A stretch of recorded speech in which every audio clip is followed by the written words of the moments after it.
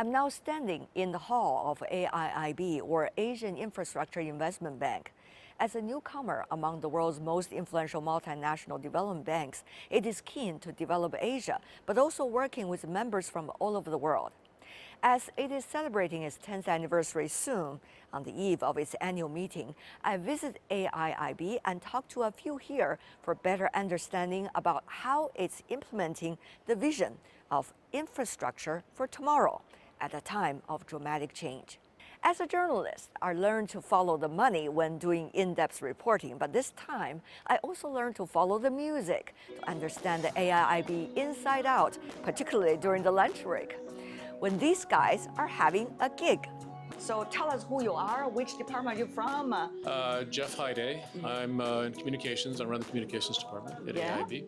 Okay, my name is Don Lee. Yeah. I'm from South Korea. And I've been here at the bank with almost 9 years. Yes. And I really enjoyed playing the band. Hello. Hello, my name is Alain Chuor. I'm from France. I'm an investment officer within the bank. Yeah. I'm Rustam. Originally, I come from Uzbekistan. But when I joined the bank, I really enjoyed it.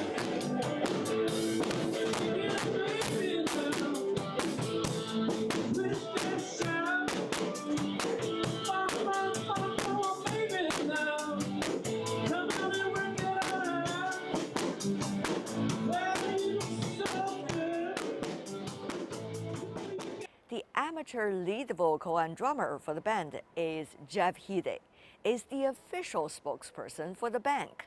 I talked to him briefly about this crucial year for the bank. Jeff, it was really impressive, that rehearsal you just did. Thanks. I think we could have done better. I mean, for such a big multilateral institution, how did you find each other? Well, I think that we have a band group on WeChat. We have a music group. We have several chats in WeChat. So different, we have those who want to be on a group to go see music. We have those who are on a group who want to go play music. Yeah. Those who are in the band or want to be in a band. So different ways to communicate. I mean, just think about how many different countries you guys are coming from. 76. Wow. So these are the important occasions for you to interact with one another. Yeah, we have a curry club where we have food from South Asia. We have different groups that bring together different ethnicities, different internationalities, and it's a lot of fun.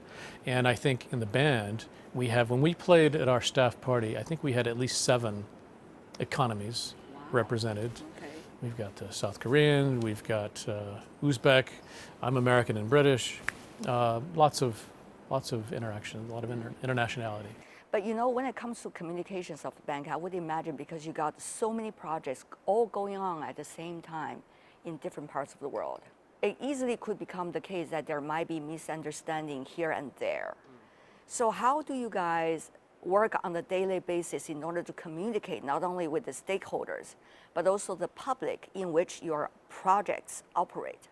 You know, it's one of the challenges of any of the multilateral institutions, that they have to operate in sometimes challenging environments, geopolitical environments. And I think we bring together not only our staff from many economies, same with our shareholders. And we have to work through these things. I think quite amazingly, despite challenging geopolitics, we pull together. And especially your bank is based here in Asia. It is important for people to travel to these places to see with their own eyes and to know what exactly is going on in the world, isn't it? Yeah, I think coming here, especially being that it's in Beijing, in our host country, and you're right, there will be those who have not been here before and who will see a different side of Asia. But I think most important is that it brings people together. So we will have people here from Latin America, Africa, Europe, and of course Asia, and we will be talking about what matters to our mission. AIIB has 110 approved members and is capitalized at $100 billion US. That gives great maneuver to the bank in funding the infrastructure for tomorrow. according to Andrew Cross, CFO of AIIB.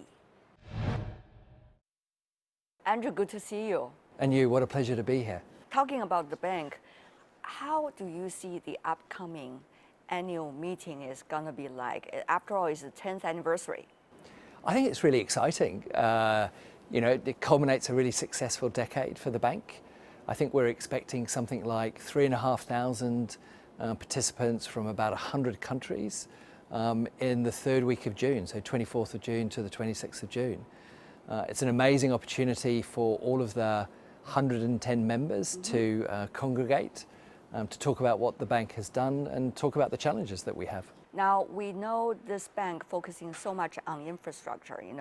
It is whether health infrastructure, green infrastructure, and the list continues. How would you balance, the approach, which needs to be incremental, but on the other hand, you need to aim for higher goals always? I think it's a really astute question, because it's this balance between being impatient about wanting to make change, to invest in infrastructure that impacts people's lives, whilst also recognizing that you have to be very patient. Infrastructure, by definition, is incredibly impactful. So having a clear strategy, a 10-year strategy that the board came together and agreed in 2020, that goes through to 2030, that's very clear about what we're trying to do in climate finance, gives real purpose, real focus for the almost 700 staff that we have in the bank at the moment. And talking about incremental, I see so many projects going on all over the world.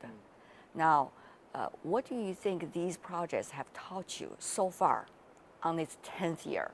Oh, you're right to focus on that, because we've now done over 300 projects in 38 countries, huge variety of infrastructure from ports, rail, road, renewables. Renewables are, not surprisingly, a massive focus for the bank, both solar and wind.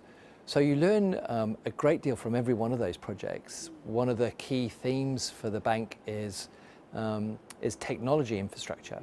So aspects like predictive maintenance. If you think about the satellite project that we invested in that brings internet connectivity to, I think, something like 12,000 islands across Indonesia, you can see it's very extraordinary. It's very patient. Infrastructure is a very difficult asset class. You have to recognize that.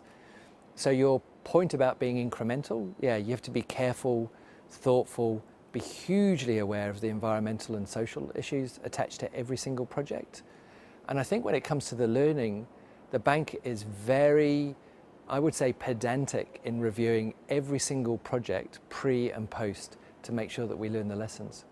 But others say AIIB actually could become jealous of everybody, because you are capitalized with $100 billion US from the very beginning. That's a lot of money. Now, how do you see the room you can maneuver at this critical moment, especially with so much change going on in the world? But at the same time, the money has to be carefully spent. You are the FCO, you know that very well. I think you touch on a point that's vital to the bank in operating as a multilateral development bank. So if you think about the 10 years, which is both long, but it's relatively short in the lifespan of an institution that's built to last for generations. So already in those 10 years, I mean, I've touched on the number of projects, but we work extremely closely with the other peer multilateral development banks.